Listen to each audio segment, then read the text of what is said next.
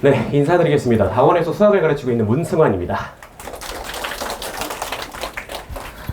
일단 사실 어머니들께서 설명회를 되게 많이 다니셔서 입시에 관한 건 아마 그래도 어느 정도는 알고 계실 것 같아요. 그래서 제가 어떤 거를 좀 준비를 해봤냐면 입시가 어떻게 변화하고 있는가에 대해서 정말 가볍게 말씀드리고, 뒤에 또 입시 수능 오시니까요, 정말 가볍게 말씀을 드린 다음에 그래서 어떤 부분들을 좀 예측할 수 있을까? 그런 것들에 대해서 말씀을 드린 다음에 제가 그래서 어떻게 수업을 할 것인가에 대해서 좀 말씀을 드릴 겁니다. 참고로 이 앞에 있는 부분의 내용은 제가 프린트에 안 넣어놨거든요. 그래서 앞에 화면을 좀 봐주시면 좋을 것 같습니다. 일단 입시 변화가 일어난 거 크게 두 가지가 있는 것 같아요. 첫 번째는 내신 등급제가 바뀌었죠. 기존에는 9등급제로 진행이 되었었는데요. 이제 5등급제로 바뀌고 있습니다. 따라서 기존 9등급제에서는 1등급이 4%까지였다면 이제 바뀐 제도 안에서는 10%까지가 1등급을 맞을 수 있는 그런 성적이다라고 보시면 될 것 같고요. 그 다음 두 번째로는 수능을 보는 과목들이 조금 바뀌었죠. 그래서 일단은 수학을 먼저 좀 살펴보자면 수학 1과 수학 2가 공통 과목이었고, 미적분, 기하, 확통 얘네가 선택 과목이었죠.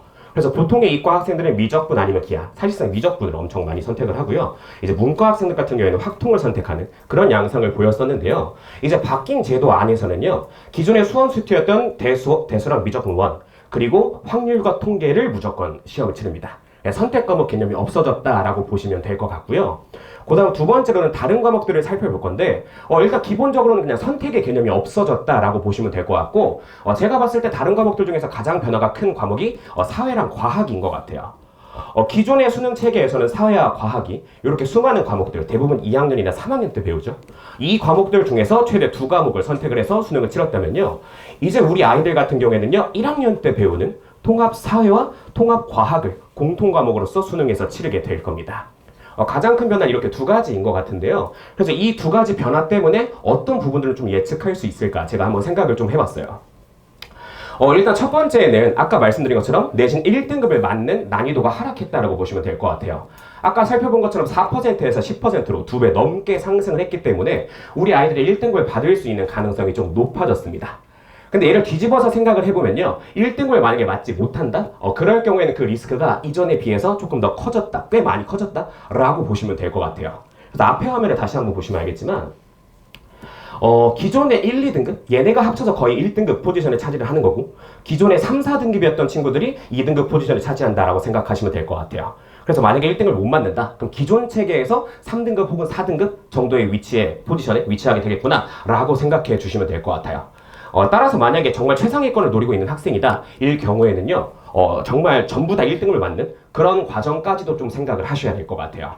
특히나 우리가 흔히 얘기하는 의대, 치대 이런 쪽까지 목표를 하고 있다면 정말 전부 다 1등을 맞는 그런 것들을 조금 생각을 해주셔야 될 것 같습니다. 그 다음 두 번째로는 일찍이 정시로 바꾼 학생들이 증가할 것으로 저는 예상을 합니다.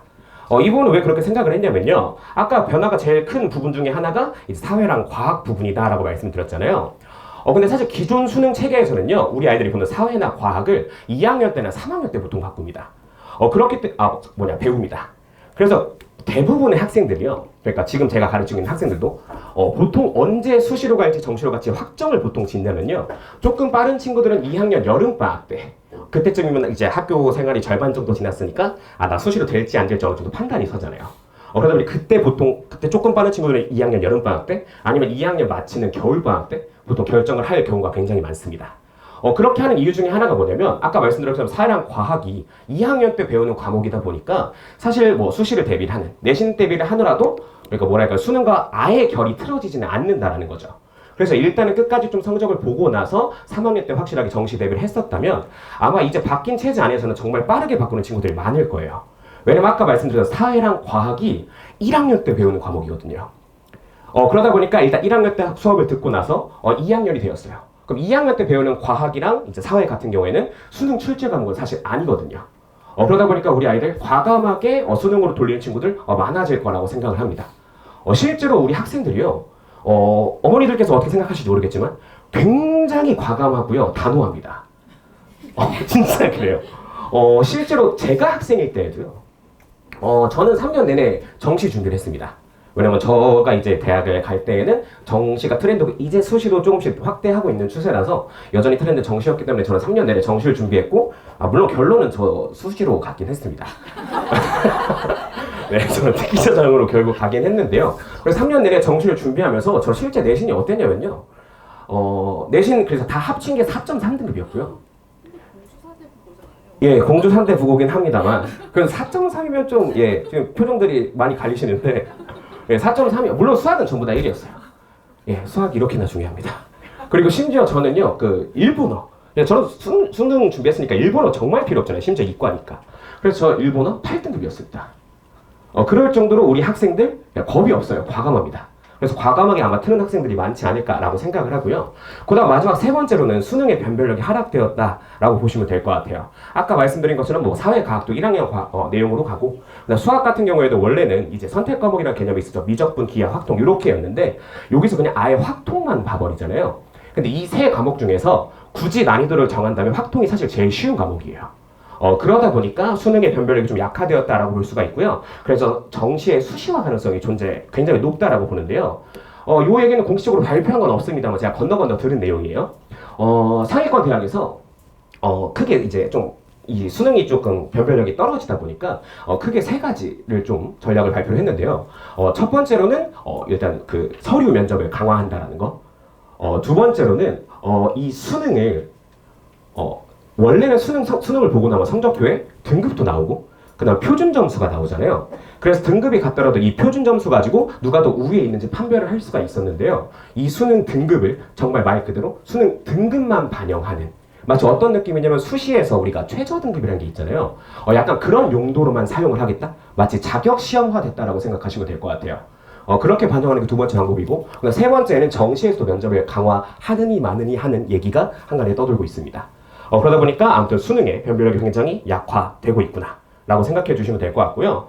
그래서 어떻게 생각을 해주시면 될 것 같냐면요. 결국 중요한 건 내신 성적이 뒷받침되어야 한다라는 걸 조금 기억을 해주시면 좋을 것 같아요. 따라서 저는 이제 앞으로 어떻게 수업을 진행을 할 거냐면요. 일단 첫 번째로는 조금 더 빠른 내신 대비를 할 겁니다. 일단 뒤에서 말씀드릴 거지만 저는 이제 하이퍼만을 맡게 될 거고요. 제가 목표하는 바는 뭐냐면 무조건 최상위권입니다. 1등급은 당연하고요. 전 학교에서 좀 1등을 했으면 좋겠거든요. 근데 이 최상위권 학생들이 공부 패턴을 좀 어떻게 가져가냐면요. 시험에 가까워지면 가까워질수록 요 얘기부터 드릴게요. 1등급 받을 가능성이 넓어졌다고 했잖아요. 그럼 기존에 1등을 맞지 못했던 학생들이 가장 빠르게 1등급을 만들 수 있는 과목이 뭘까요? 암기 과목이에요. 그렇기 때문에 기존에 본인이 완전 1등급은 아니었어. 근데 이번에 이제 기회니까 1등급을 만들고 싶어. 그러면 암기 과목을 정말 열심히 할 거예요. 따라서 결론이 뭐냐면 기존에 최상위권이었던 학생들도요. 암기 과목을 정말 탄탄하게 해야 되고, 그리고 시험에 가까워지면 가까워질수록 우리 아이들이 수학을 조금씩 멀리합니다. 왜냐면 암기 과목 해야 되거든요. 그러다 보니까 저는 어떤 생각을 했냐면 결국 제가 목표하는 바는 수학만 최상위권에 위치하는 게 아니라 수학도 당연히 최상위권이지만 학교 안에서 그냥 1등 포지션이었으면 좋겠거든요. 그래서 조금 더 빠르게 내신 대비를 좀 진행을 할 겁니다. 그래서 후반부에는 우리 아이들이 수학 때문에 골머리 낳는 게 아니라 암기 과목에 조금 더 투자를 할 수 있도록 그렇게 좀 진행을 할 예정이고요. 그래서 뒤에서 한 번 더 말씀을 드리긴 할 거지만 제가 그래서 공통수학원을 어떻게 진행을 할 거냐면요. 1월에는 특강으로 공통수학원 심화 수업을 진행을 할 거고요. 그다음 2월달 가서 이제 정규반에서 공통수학원 모의고사 기출풀이를 좀 진행을 할 겁니다. 이 목동 지역에서요. 내신에 출제된 내신 문제로서요. 그래서 내신 대비를 할 때 가장 중요한 1번 자료는 모의고사 기출입니다. 목동 지역에서는요, 모의고사 기출 변형 문제가 굉장히 많이 나와요. 거의 모든 학교들이 나온다라고 생각하시면 되고요. 그래서 내신 대비에서 빠지지 않고 다룬 내용 중에 하나가 이 모의고사 기출입니다. 근데 저는 요거를 내신 대비 시작할 때 보통 3월에 보통 시작을 하잖아요. 그때 보는 것이 아니라 2월부터 조금 한 달 빠르게 좀 진행을 할 예정입니다. 그래서 2월에 모의고사 기출에 대한 풀이는 마무리를 지을 거고요. 3월에는 그게 어떻게 변형되어서 출제가 되고 있는가 그런 것들에 대해서 조금 다룰 예정입니다. 그래서 제가 목표하는 바는 3월 말이나 조금 더 늦어지면 4월 초쯤 그때 내신 대비를 끝낼 수 있게 좀 계획을 짜고 있고요. 그래서 이제 그때부터는 우리 아이들이 계속 테스트 보고 고치고 테스트 보고 고치고 하면서 어떻게 시험 상황에 응해야 되는가 그런 것들을 조금 준비해 나갈 예정입니다. 그 다음 두 번째는 충분한 실전 연습이 필요합니다. 보통 교육 과정이 바뀌면요. 학교에서 굉장히 조심스럽습니다. 어떤 부분이 조심스럽냐면 내용 자체를 이렇게 뒤바뀌었기 때문에 과감하게 어렵게 시험을 출제하기가 어려워집니다. 그렇기 때문에 학교에서, 물론 100%는 아닙니다. 제 책이긴 한데요. 그리고 전에도 그런 적이 있었고, 그래서 학교에서, 뭐랄까요? 난이도를 그렇게 높게 출제하지 못하고요. 그러다 보니까 제일 중요한 것 중에 하나가 뭐냐면요. 안 틀려야 돼요. 실수로 틀린 상황이 발생하면 안 됩니다. 따라서 그 부분을 대비하기 위해서 가장 중요한 게 뭐냐면 충분한 양의 연습이라고 저는 생각을 하고요.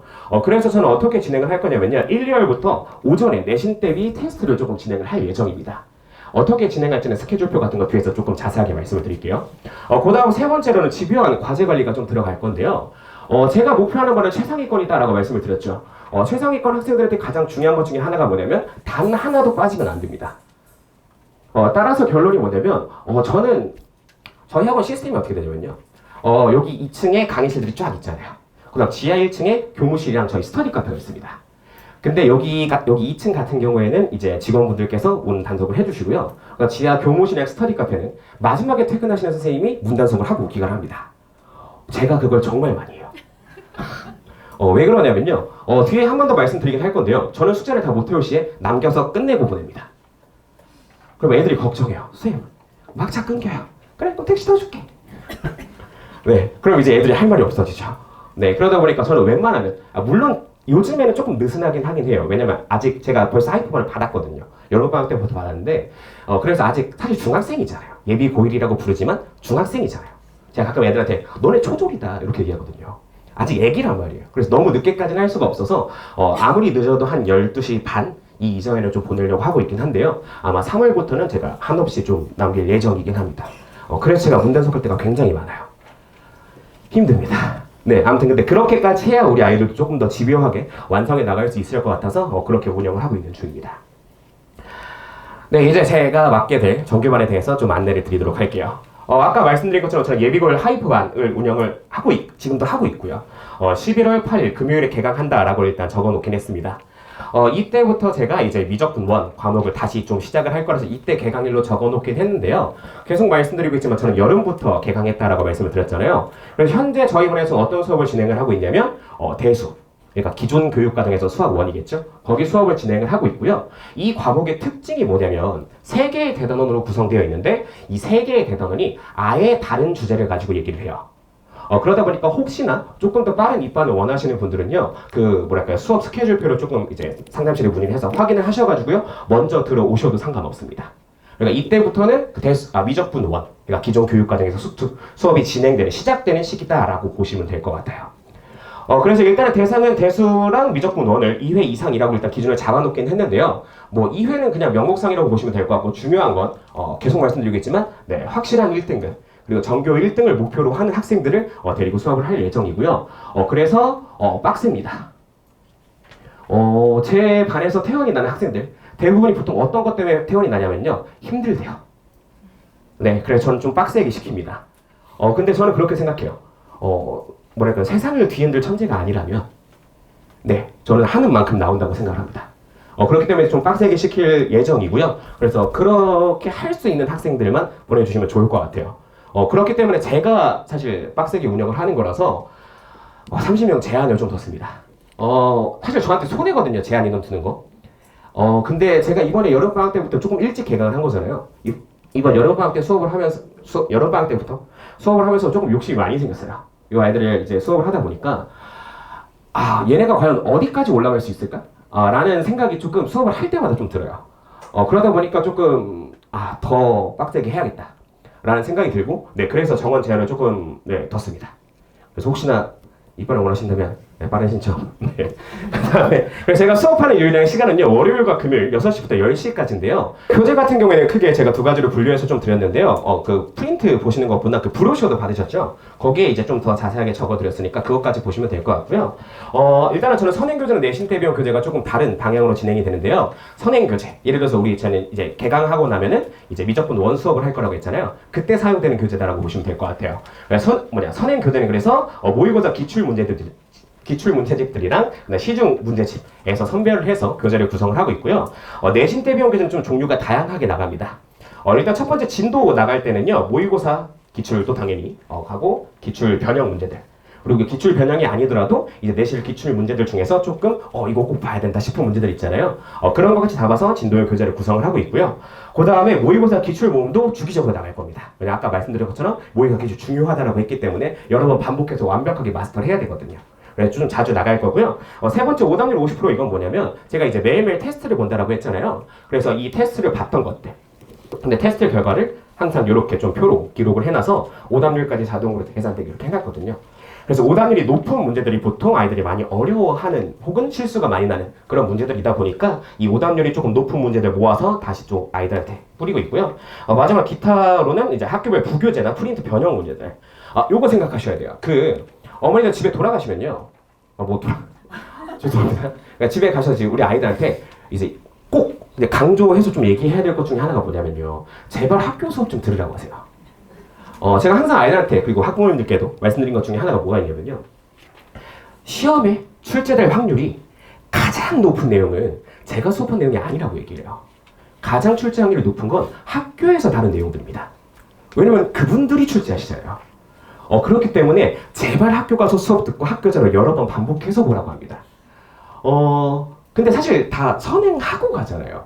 그러니까 왜 들으라고 하냐면요. 우리 아이들이 모른 채로 가면 진짜 내용 습득하기에 급급하겠지만 우리 아이들이 어느 정도 내용을 알고 가면 이제 뭐가 들리기 시작하냐면 선생님들의 뉘앙스가 들리기 시작해요. 선생님이 왜 여기서 강조하지? 그럼 이제 우리 아이들이 쫄래쫄래 와가지고 저한테 얘기하는 거죠. 선생님 오늘 우리 학교 선생님이 이거 되게 막 이렇게 했다고. 그럼 이제 그 부분이 출제될 확률이 높은 거니까 아이들한테 조금 더 시킬 수 있겠죠. 그래서 아무튼 학교에서 다루는 것들이 가장 중요하고요. 그래서 부교재나 프린트 학교에서 이제 대부분 학교들이 있거든요. 당연히 그것들 변형 문제들까지 좀 나갈 예정이고 혹시나 개인별로 추가적으로 요청하는 게 있으면 그것까지 만들어서 자료로 나가고 있는 중입니다. 그 다음에 이제 그래서 이제 예비고일 시절에 커리큘럼이 어떻게 될 것이냐. 아까 말씀드린 것처럼 11월과 12월에는 미적분원, 기존 수학 2겠죠. 여기 수업이 진행이 될 거고요. 심화 수업이 진행이 될 겁니다. 제가 여름방학 때부터 시작을 했다고 했잖아요. 그래서 그 아이들을 벌써 미적분 1을 한 바퀴 돌리고 이제 대수를 하고 있는 중이거든요. 그래서 이때는 심화 수업이 좀 진행이 될 예정이고요. 사실 쓰면 안 되는 표현에서 좀 돌려서 얘기할게요. 모의고사 기출 문제 중에서 굉장히 어려운 문제들 있잖아요. 그런 문제들까지 조금 다루는 그런 수업이다라고 보시면 될 것 같아요. 그 다음에 1월과 2월에는 일단 1월에는 정규반에서는 확통을 진행을 할 거고요. 그 다음 특강으로는 공통수학 1 심화 수업을 진행을 할 겁니다. 그 다음 2월에는 아까 말씀드린 것처럼 정규에서 공통수학 1 모의고사 기출 프리를 진행을 할 거고 이제 특강으로 공통수학 2 심화 수업이 진행될 예정입니다. 그 다음에 아까 말씀드린 것처럼 매일매일 테스트가 있습니다. 그래서 선행을 진행하고 있을 경우에는 그 전 수업일에 다뤘던 내용들을 테스트로 진행을 할 거고요. 그 다음에 이제 내신 대비 들어가기 시작하면은 매일매일 그 내신 실제 기출 시험지 가지고 테스트가 진행이 될 예정입니다. 근데 테스트 결과는 당연히 이제 문자 전송이 될 예정이고요. 마지막으로 이제 클리닉이 있어요. 제가 가르치고 있는 모든 학생들은요. 토요일과 일요일 오전 9시부터 밤 10시까지 참여가 가능합니다. 오해하시면 안 돼요. 하루 종일 하는 거 아닙니다. 참여가 가능한 거예요. 그래서 일단은 이 클리닉이 뭐냐면요. 일단은 우리 아이들 제가 강제로 부르는 거예요. 왜냐면 주말에는 우리 아이들이 다른 과목을 할 경우가 좀 많아요. 하루 종일 학원 다닐 때가 많더라고요. 그래서 수학 공부할 시간이 상대적으로 좀 떨어지는데요. 수학은 그렇게 공부하면 안 되거든요. 수학은 매일매일 해야 되는 과목이에요. 왜냐면 우리 아이들이요. 시험 때 물론 몰라서 못 푸는 경우도 있지만요. 항상 시간이 가장 쫓기는 과목이에요. 그렇기 때문에 중요한 게 뭐냐면 아는 것도 중요하지만 그 아는 문제를 빠르고 정확하게 풀어내는 게 중요하기 때문에 결국 흔히 얘기하는 감이라는 게 있잖아요. 이게 굉장히 중요한 과목입니다. 그렇기 때문에 매일매일 꾸준히 해 나가야 되는 과목이고요. 그래서 제가 억지로 공부를 시키려고 조금 클리닉 시간을 일부러 주말에 좀 배치를 해서 우리 아이들을 억지로 학원으로 부르는 거예요. 그래서 우리 아이들이 클리닉 와가지고 일단 기본적으로는 자습을 하면서 제자리에 저 아니면 조교님이 항상 앉아 계십니다. 그래서 우리 아이들이 계속 왔다 갔다 하면서 질문을 할 수 있는 그런 시간이다라고 보시면 될 것 같고요. 우리 아이들과의 계속 소통 창구를 만들어낸 그런 시간이다라고 보시면 될 것 같아요. 이때 와서 숙제를 하는 친구들도 있고요. 아니면 막 그런 친구들도 있어요. 갑자기 교무실로 와요.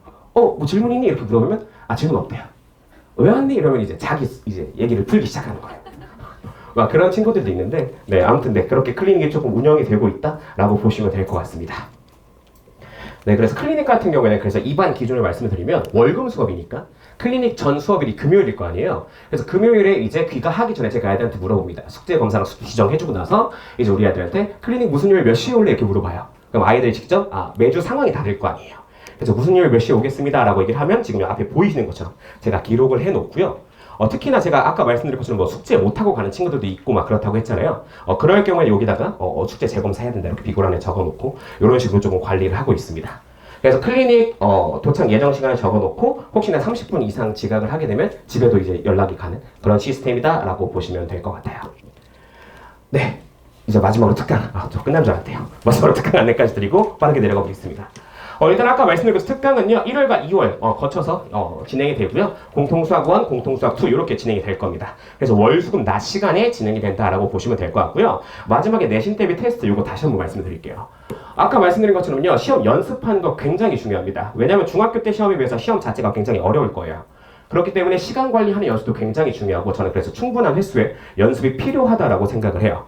그리고 거기다 두 번째 방학 때요. 제가 생각했을 때 방학 때 제일 중요한 게 뭐냐면 아침에 눈을 뜨는 겁니다. 제가 가끔 어떻게 놀라냐면요. 이제 특강을 낮에 깔았잖아요. 지각을 하는 친구들이 있어요. 왜 늦었어? 물어보면 늦잠 잤대요. 1시 반 수업인데 새벽 아니고요. 낮 1시 반인데 늦잠 잤대요. 안 돼요. 방학 그렇게 하면 절대 안 돼요. 무조건 오전에 눈을 떠야 됩니다. 그래서 제가 오전에 어떻게 눈 떠서 조금 공부를 시킬 방법이 뭐가 있을까 고민을 하다가 사실 수업을 아침에 깔아버릴 수도 있어요. 근데 그러면 저도 힘들고 애들도 힘들어요. 애들은 잠 깨기에 급급하고요. 저는 그걸 깨우기에 급급해요. 이게 한두 번이면 즐겁게 할 수 있거든요. 근데 매 수업마다 그러면 제가 지쳐요. 그래서 제가 안 깨우게 깨우기 싫어라는 생각이 들더라고요. 그래서 차라리 우리 아이들이 수동적으로 수업을 듣는 게 아니라 뭔가 능동적으로 하는 거를 하면 조금 아이들이 더 괜찮지 않을까라고 생각을 해서요. 아침 시간에 그냥 테스트 보는 걸 깔아버렸습니다. 그래서 일단 시간표를 먼저 보여드리면 그래서 이렇게 좀 진행이 될 예정이고요. 그래서 일단 내신 대비 테스트 어떻게 진행을 할 예정이냐면요. 네, 실제 테스트, 실제 시험지 가지고 테스트를 진행을 할 겁니다. 그래서 10시에 이제 칼같이 시험을 시작을 할 거고요. 그래서 우리 아이들 만약에 여기다 입반을 하게 된다면 조금 더 빠르게 그러니까 한 늦어도 9시 50분 이렇게 와서 10시에는 칼같이 시험을 시작할 수 있도록 그렇게 좀 진행을 할 예정이고요. 그래서 실제 학교 시험처럼 시간도 50분 진행을 할 거고요. 그 다음에 서술형까지도 있다면 작성할 수 있게 그렇게 실제 시험을 좀 진행을 할 거고요. 그 다음에 시험이 완료되고 나면 주요 문제들 같은 경우에는 조금 더 풀이를 진행을 할 수도 있고요. 우리 아이들이 오답까지 완료할 수 있게 이렇게 좀 진행을 할 예정입니다. 그래서 자꾸 시험을 보는 연습을 통해서 우리 아이들이 전략을 세우는 것도 굉장히 중요하거든요. 예를 들어서 저 같은 경우에 고등학교 때 항상 시험을 어떻게 봤냐면요. 문제를 보고 5초 안에 풀이가 안 떠오르면 전 무조건 넘어갔어요. 왜 넘어갔냐면 시간 낭비를 최소화하려고요. 그렇게 막히는 것들 착착착 넘어가고 나면 끝까지 풀었을 때 시간이 남아요. 그럼 앞으로 돌아와서 다시 풀기 시작하고요. 왜냐면 사실 처음 봤을 때 안 떠오르면 둘 중 하나거든요. 정말 시험 문제가 어렵거나 아니면 내가 공부를 덜했거나 어떤 이유든 그 문제 지금 당장 못 풉니다. 차라리 풀 수 있는 거 빠르게 풀고 나서 다시 돌아와서 그 다음 다시 그 문제에 대해서 고민할 수 있게 그런 전략들, 그러니까 그건 저의 전략이고요. 아이들마다 전략이 있겠죠. 그런 것들을 충분히 연습할 수 있게 반복적인 그런 연습 횟수를 늘리는 거구나 라고 생각해 주시면 될 것 같습니다. 제가 준비한 부분은 여기까지고요. 혹시나 문의사항 같은 게 있으시면 데스크 통해서 저한테 연락 주시면 제가 확인한 대로 빠르게 답변 드리도록 하겠습니다. 감사합니다.